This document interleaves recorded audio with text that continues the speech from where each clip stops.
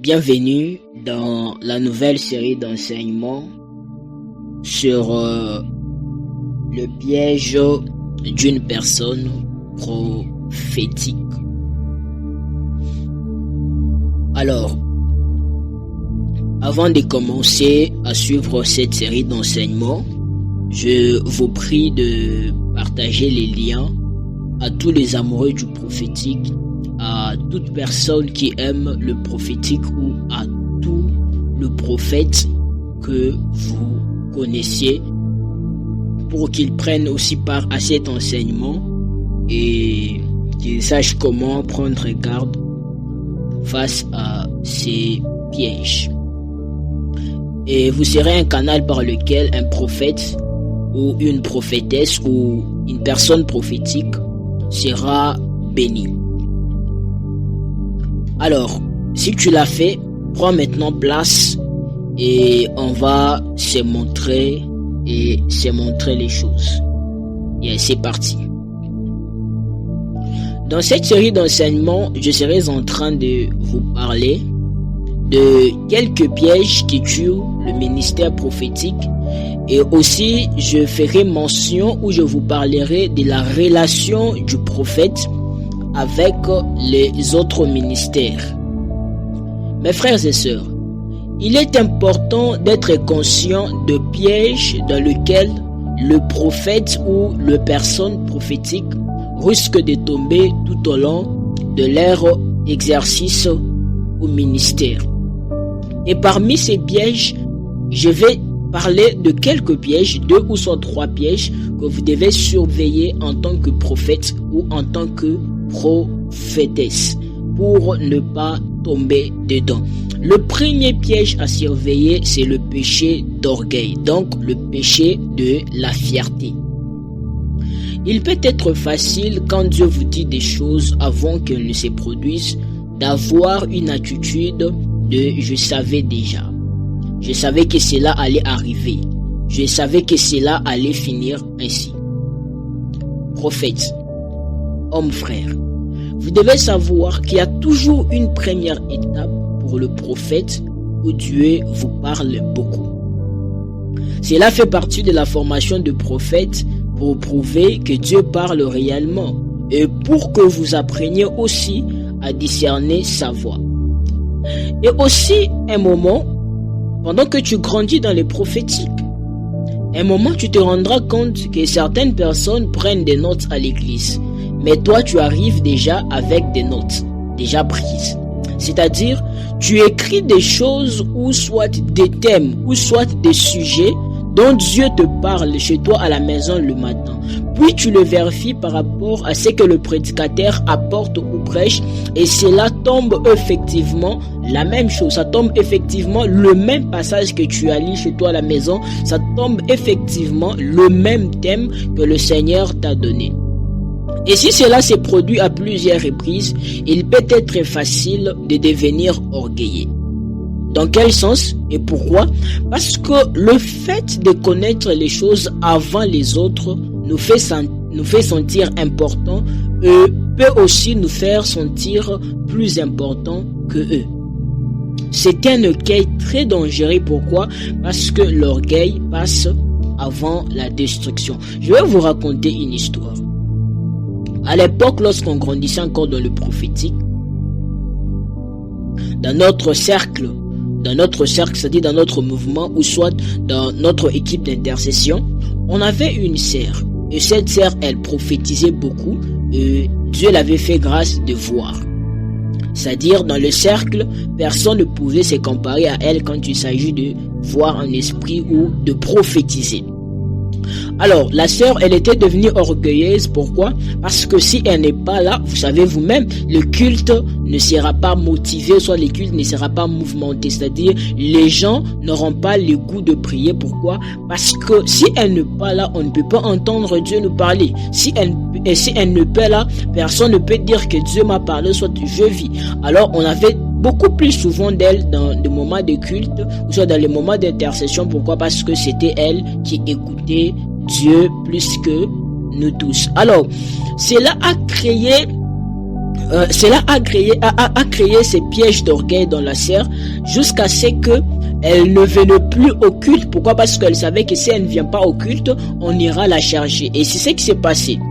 Quand elle ne venait pas au culte, on envoyait des frères aller la chercher pour savoir qu'est-ce qui n'allait pas. Et elle venait souvent, peut-être par exemple, elle venait souvent au culte en retard. Et quand elle est entrée, tout le monde l'a regardée, notre sœur prophétesse, elle est venue et tout consort. Et cela avait engendré cet esprit d'orgueil en elle. Pourquoi? Parce que elle avait commencé à se sentir plus important que nous tous. Pourquoi? Parce que c'était elle qui voyait et elle a commencé à nous manipuler avec son don. Une chose qu'elle ignorait est que si tu blagues avec le principe du sacerdoce, Dieu te remplacera par quelqu'un de plus petit que toi qui pourra mieux occuper cela. Tel était le cas de Saül et de David. Et après quelques temps, je vous dis, la sœur avait séché, c'est-à-dire Dieu l'avait quitté et Dieu avait fait grâce, avait répandu l'esprit dans notre groupe d'intercession et plusieurs personnes ont commencé à voir et ils ont commencé à entendre clairement la voix de Dieu, dont moi aussi je fus parmi eux. Alors, prophètes et hommes prophétiques, écoutez-moi. Vous devez savoir une chose, Dieu ne nous dit pas tout. Vous pouvez entendre la voix de Dieu, mais il est très dangereux de prendre la position de je savais déjà, de prendre la position de tout savoir ou soit de vouloir que tout le monde n'écoute que vous. Pourquoi? Parce que c'est vous qui entendez Dieu. Écoutez-moi, ce n'est pas seulement vous qui entendez Dieu, tout le monde entend Dieu et tout le monde voit. Alors, il est très important de surveiller cet écueil. Pourquoi? Parce que ça peut vous tendre le piège de tomber dans la chute, comme il est écrit que l'orgueil précède la chute. Alors, soyez humble prophète. Deuxième piège à surveiller, le piège de la cupidité. Nombre chapitre 22, le verset 20 à 21.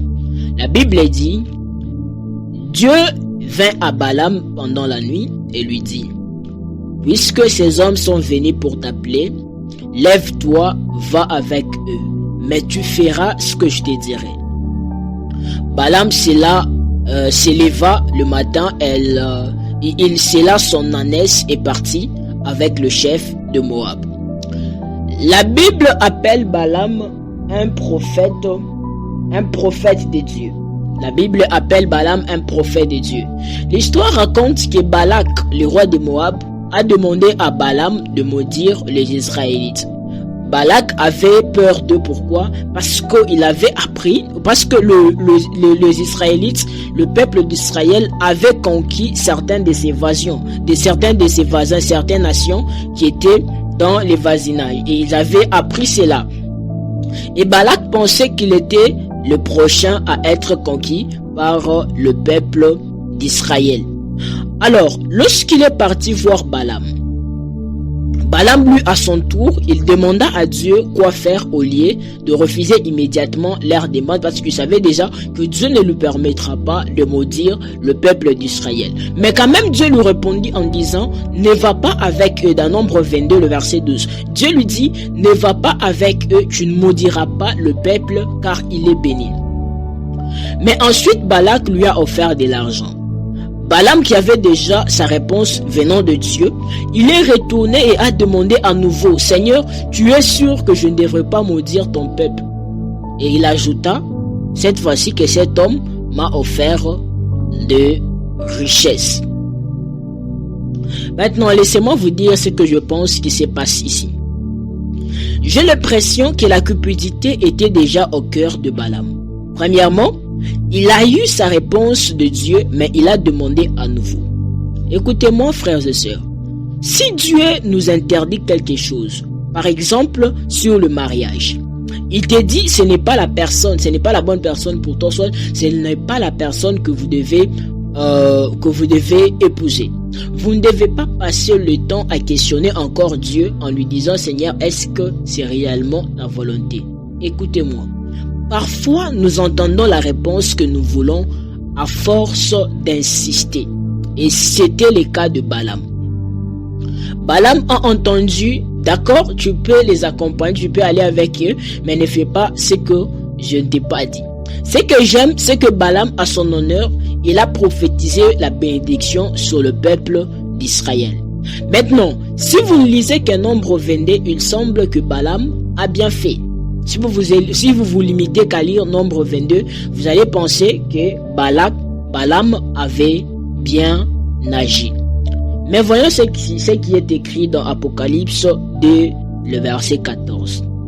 La Bible dit: mais j'ai quelque chose contre toi. C'est ce que tu as là c'est ce que tu as là de gens attachés à la doctrine de Balaam qui enseignaient à Balak à mettre une pierre d'achoppement devant les fils d'Israël pour qu'ils mangeassent de viande sacrifiée aux idoles et qu'ils se livrassent à l'impudicité. Ça, c'est une pièce manquante à l'histoire. Écoutez, le simple fait de lire Nombre ne révèle pas tout. Il semble que l'histoire se termine en disant l'histoire se termine avec Balaam qui disait: même si Balak devrait me donner sa maison pleine d'argent et d'or, je ne pouvais rien faire de contraire au commandement du Seigneur, ni de bon ni mauvais de mon propre gré. Personnellement, il n'en faut pas beaucoup pour supposer que Balaam a dit à Balak: certes, je ne peux pas maudire le peuple de Dieu, je ne peux pas maudire le peuple d'Israël, cependant je peux vous enseigner la pierre d'achoppement que vous pouvez mettre devant le peuple d'Israël, ensuite Dieu lui-même les maudira. Le piège de cupidité a motivé Balaam à maudire le peuple de Dieu, mais dans un autre sens. Ce genre de choses se produit encore dans l'église aujourd'hui. Mais je vais vous parler d'une chose. La générosité, c'est aussi une autre chose. Parfois, je peux donner une prophétie et la personne sera tellement émue qu'elle voudra peut-être s'aimer dans mon ministère.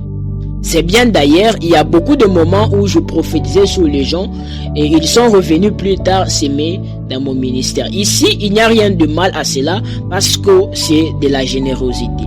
Mais ensuite, il y a ce qu'on appelle la manipulation.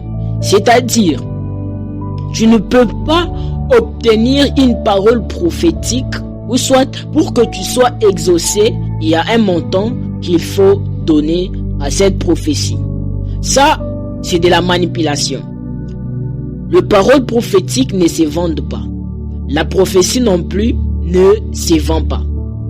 Mais, de l'autre côté, la personne pourrait être touchée de s'aimer dans ton ministère lorsque tu leur as donné une prophétie. Mais n'exigez jamais un montant pour donner une prophétie à quelqu'un, hormis si c'est peut-être des consultations ou soit si au moins Dieu vous a dit de les faire. Mais il y a aussi une loi qui dit que tu ne peux pas venir chez un voyant main vide. Ça, c'est un autre sujet, on en parlera.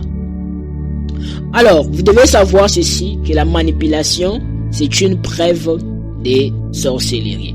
Alors,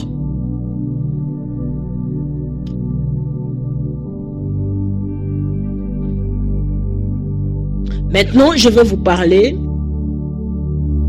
de la relation du prophète avec les autres ministères. Vous devez savoir que les prophètes sont essentiels à la vie de tout le corps du Christ, mais ils sont complémentaires des 4 autres ministères. Je cite le pasteur, les apôtres, les docteurs et les évangélistes. Alors, comment fonctionnent-ils ensemble? Plusieurs personnes se posent des questions. Comment le prophète fonctionne-t-il ensemble avec les autres ministères? Ou soit, quel est le plan de Dieu sur la manière dont le prophète soutiennent les autres ministères? Je vais vous parler de la relation premièrement du prophète avec le pasteur. Le prophète se heurte parfois et souvent au pasteur. Certains pasteurs ont du mal à traiter ou soit à collaborer avec les prophètes. Donc, pour qu'un pasteur collabore avec un prophète, le pasteur doit être prophétique pour mieux collaborer avec eux. Pourquoi? Parce que ce sont les pasteurs prophétiques qui seront mieux en mesure d'embrasser les prophètes et les prophétesses. L'une des pires choses qui puissent arriver à un prophète, c'est d'être fermé par deux pasteurs. Le pasteur contrôlant n'aime pas les prophètes. Pourquoi? Parce que le contrôle et la domination sont une forme de sorcellerie et les prophètes peuvent les sentir. Et une fois qu'ils le sentent, ils peuvent quitter directement les lieux, ou soit l'endroit où ils sont conditionnés, ou soit où ils sont contrôlés. Écoutez-moi. Écoutez-moi. Écoutez-moi. Écoutez-moi très bien. Pasteur, écoutez-moi, pasteur. Lorsqu'une église perd ses prophètes, elle commencera à décliner spirituellement. Parfois, cela est imperceptible au début, vous ne pouvez pas le sentir. Mais finalement, la présence de Dieu s'en va et cela devient un monument au lieu d'un mouvement. 1 Samuel chapitre 3, le verset 1er. La Bible dit que le jeune Samuel était au service de l'Éternel devant Élie et la parole de Dieu était rare en ces temps-là. Les visions n'étaient pas fréquentes. Est-ce que quelqu'un me comprend? Alors, je ne vais pas rentrer en détail, mais voici quelques plaintes que je reçois souvent de pasteurs contre le prophète.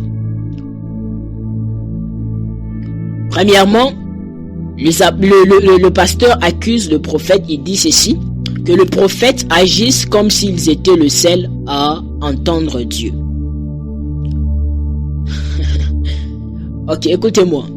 Il peut être intimidant d'être entouré de quelqu'un qui entend la voix de Dieu et qui voit clairement. Donc, c'est-à-dire, vous pouvez être intimidé lorsque vous êtes à côté d'une personne qui entend la voix de Dieu à tout moment, qui voit les anges à tout moment, qui a des transes à tout moment. Cela peut créer un sentiment d'insécurité où vous cessez de croire que vous ne pouvez pas aussi entendre Dieu. Pourquoi? Parce que lui, il déborde dans la manière dont il vous dit à tout moment, j'entends Dieu, à tout moment, il y a un ange ici, à tout moment, il y a quelqu'un qui va venir et la personne vient. Donc, c'est comme si la personne commence à vous intimider et cela peut créer un sentiment d'insécurité où vous cessez de croire que vous ne pouvez pas entendre aussi Dieu ou que Dieu ne parle qu'à lui. Je travaillais aux côtés d'un pasteur et j'étais le seul prophète qui voyait et qui prophétisait clairement, au point où même tout le fidèle s'était tourné vers moi et commençait à me chercher plus que le pasteur principal. Et cela avait commencé à intimider le pasteur et créer la jalousie en lui jusqu'à ce qu'il ne me donne plus la chair, jusqu'à ce que je ne prophétisais pas. Pourquoi? Parce qu'à chaque fois que je passais pour prêcher, après le prêche, après avoir prêché, je commençais à faire le service, tout consort, prophétiser, donner des détails et tout consort, et cela avait créé cette jalousie dans le pasteur. Pourquoi? Parce que le pasteur, lui, il ne voyait pas. Jusqu'à ce qu'il ne me donne plus la chair, et le peuple de Dieu avait remarqué cela et avait commencé à réclamer au pasteur de toujours me donner la chair parce que le peuple aimait beaucoup plus m'écouter que le pasteur principal et cela avait créé un problème. Maintenant, le pasteur n'était pas satisfait de ce qu'il possédait comme don. Et il voulait commencer à faire aussi des choses comme moi. Enfin, bon, ça avait créé vraiment un problème en fait. Cela avait créé un problème. Mais le pasteur, il avait commencé à faire des choses où il voulait commencer à prophétiser. Et à chaque fois qu'il faisait, il tapait poteau. Et c'est ainsi que l'église a commencé à décliner spirituellement. Pasteur, écoutez-moi. Il y a un danger de se comparer aux autres, surtout aux prophètes. Le pasteur peut absolument entendre Dieu parce qu'ils sont parmi les 5 ministères des paroles, soit de révélation. Mais vous devez savoir que vous n'entendrez pas Dieu si fréquemment plus que le prophète, puisque eux sont les oreilles de Dieu, sont la bouche et les yeux de Dieu. Ça, vous devez le savoir. Et d'autres fois, c'est l'insécurité du pasteur qui lui fait penser que c'est ce que fait les prophètes. Pasteur, acceptez le prophète. Ils sont nés pour ça. Ils sont nés pour prophétiser. N'interdisez pas aux prophètes de prophétiser. Ils sont nés pour prophétiser. Le prophétique est premièrement associé et premièrement lié au prophète. De la même manière, la bergerie est liée au pasteur. C'est de la même manière, le prophétique sont liés au prophète. N'interdisez pas aux prophètes de prophétiser. Laissez-leur prophétiser et cela créera l'équilibre dans l'église. Pourquoi? Parce que lorsque l'église perd ses prophètes, l'église commencera à décliner spirituellement. Come on. Deuxième relation, le prophète et les apôtres. Les prophètes aiment être avec les apôtres et les apôtres aiment être avec les prophètes. Ces deux ministères sont liés ensemble dans le Nouveau Testament. Si vous lisez très bien, vous ne verrez pas trop dans le Nouveau Testament, on est en train de parler de prophètes. Pourquoi? Parce que les deux ministères sont liés ensemble dans la Nouvelle Alliance. Les prophètes, ils agitent les apôtres et les apôtres agitent les prophètes. Ces deux ministères se complètent et se renforcent si souvent et ils ont tous tendance à être persécutés et incompris, mais il semble que le prophète et l'apôtre se comprennent. Luc chapitre 11 verset 49, la Bible dit, c'est pourquoi la sagesse de Dieu a dit, je leur enverrai des prophètes et des apôtres, ils tueront les uns et persécuteront les autres. J'ai remarqué que plusieurs leaders apostoliques sont mariés à des femmes prophétiques. Pourquoi? Parce que les apôtres et les prophètes travaillent ensemble. C'est-à-dire, ils se complètent et s'équilibrent. Troisième relation, les prophètes et les évangélistes. Il semble que le prophète et les évangélistes veillent à ce que le feu ne s'éteigne jamais. C'est-à-dire, le feu de la prière, le feu de l'évangélisation ne doit jamais s'éteindre. Le prophète et les évangélistes, ils s'entendent très bien et tous deux veillent en sorte que le feu du réveil ne s'éteigne point. Quatrième relation, le prophète et le docteur. Ces deux ministères travaillent ensemble pour construire l'église. Le prophète et le docteur, ils se complètent aussi. Les prophètes ont besoin de docteurs pour aider à l'instruction. Les docteurs aussi ont besoin de prophètes pour les aider avec l'inspiration. Et il semble que ces deux ministères travaillent ensemble, s'équilibrent et se renforcent aussi mutuellement. Cinquième relation, le prophète avec les autres prophètes. Les prophètes ne sont pas hors de contrôle lorsqu'ils exercent leur ministère. Les prophètes sont des personnes disciplinées qui respectent l'ordre. Les prophètes détestent le désordre et la confusion. Les prophètes savent comment travailler et servir avec les autres prophètes, en particulier quand ils servent avec les autres prophètes. Les prophètes reconnaissent d'autres prophètes. Les prophètes peuvent discerner quand quelque chose ne va pas avec un autre prophète. Pourquoi? Parce que les esprits des prophètes sont soumis aux prophètes. Vous devez savoir que le ministère prophétique est l'une des fonctions les plus importantes dans la vie d'une église et dans la vie de chrétiens. Sans le voyant, sans le prophète, il n'y aura pas de vie et l'église serait brouillée dans le ténèbres. Prions. Les chats des bras au d'abord des gars. Mais la chat des vases au de blish. Et la sous de canta la vaille de la diabaché de débros ava de gaia. Dieu de grâce, Dieu des esprits de prophètes, Dieu des traces et des échos. Je viens humblement devant toi afin que tu m'imprègnes de ton huile sainte. Restaure-moi et rends-moi capable, Seigneur, pour les choses impossibles. Seigneur, loue-moi et donne-moi la force. Seigneur, je désire plus de toi. Comme un aigle a besoin de ses ailes pour voler, parfait professeur, j'ai besoin de toi pour aller plus loin. Mon Père, ton Fils est là. Embrasse-moi avec le feu de l'Esprit, car tu es mon seul désir cette année. Seigneur, laisse-moi persévérer malgré les incompréhensions des êtres humains. Parfait professeur, repends-toi sur ma chair, afin que j'annonce puissamment ton évangile et que le monde sache que tu es Dieu. Seigneur, je te prie de faire toute chirurgie spirituelle nécessaire pour ouvrir les yeux de mon cœur.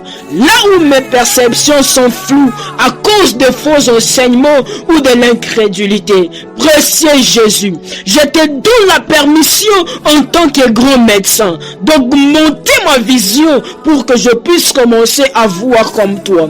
Merci, car c'est ton désir d'augmenter ma capacité d'accéder à ton trône, de percevoir, de recevoir et de déballer la vision spirituelle. Qu'il s'agisse d'éclairs, de lumière du royaume spirituel, de rêves ou de visions, je te demande, mon médecin, de remodeler ma vision et de supprimer le voile de perspective mondaine de ma vision. Au nom de Jésus. Attends, Elroy. Repends ta puissance sur la personne qui m'écoute maintenant. Je prie que la main de Dieu te cherche et te trouve actuellement. Que la puissance de Dieu remplisse ta chambre et que l'atmosphère de Dieu commence à changer maintenant. Est-ce que tu peux commencer à vibrer en esprit là où tu es? Commence à prier en esprit et commence à désirer que Dieu te remplisse encore de son esprit et qu'il réponde sa présence dans ta vie. Le sidelo shadavai de ka, ipai de la soble shideka va de la sobra de vie. Elantoi de cantalia vaisha de baideka, lople sodela elifai de ka, loria de la shide branto de va sopai de claya. Merci à ta Elroy. Je peux voir maintenant, je peux toucher maintenant, je peux entendre maintenant. Merci Père, merci Jésus, merci parfait professeur.